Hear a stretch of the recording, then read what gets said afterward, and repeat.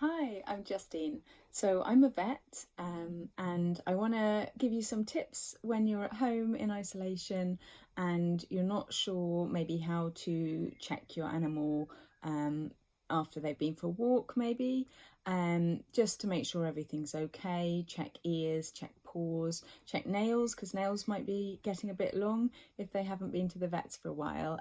So unfortunately I am self-isolating at home with no pets, which is very sad. I work with dogs and cats at weekends, and also I work in a zoo in the week. So I work with all sorts of different creatures, but it means because I'm working a lot, I don't have my own pet. So we have our friend, we're going to call him Andre, since you might recognise no brand support, but you might recognise where he's from. So this is Andre. So starting off with, when you've been out for a walk, things you might want to check. So particularly in dogs that have flappy ears, you want to lift them up, have a good look inside. If your dog's been maybe shaking his or her head, you might want to just check underneath in the ears to see if there's a lot of wax discharge. Maybe have a sniff. Just to see, because if it smells really sort of yeasty or really stinky, it could be a sign that there's an infection there, particularly if he's been shaking his head or her head. The same on both sides. You might want to check more frequently if your dog's had ear problems before, or has been swimming and getting wet in there, particularly again if the ears are flopping down, or if they've got a lot of hairs in the ears as well. So moving on to paws.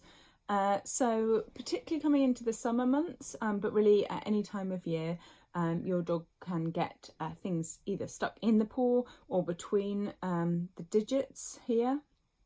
So what you want to do, and it's sort of slightly hard to show you on Andre, but you want to check between each of the toes right in here, just to see if there's anything in there, particularly if your dog's been walking maybe in flinty areas, or where there's lots of grass seeds. So the dried heads of things like wheat and barley are brilliant at getting stuck in here because they've got a really fine point.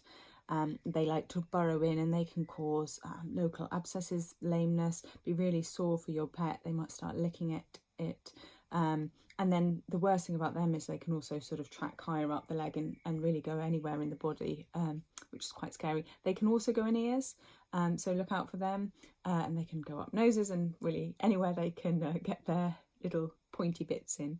But really important for the paws, so check paws, make sure there's no cuts or areas of debris, etc. Obviously a good groom. If you have got any problems, then do give your vets a call. Vets are still open. They might want to do a telephone conversation first, and then they'll advise you whether or not they want to examine your pet. So fingers crossed this will just help you do the first stage and take it from there. Thanks guys, take care, bye.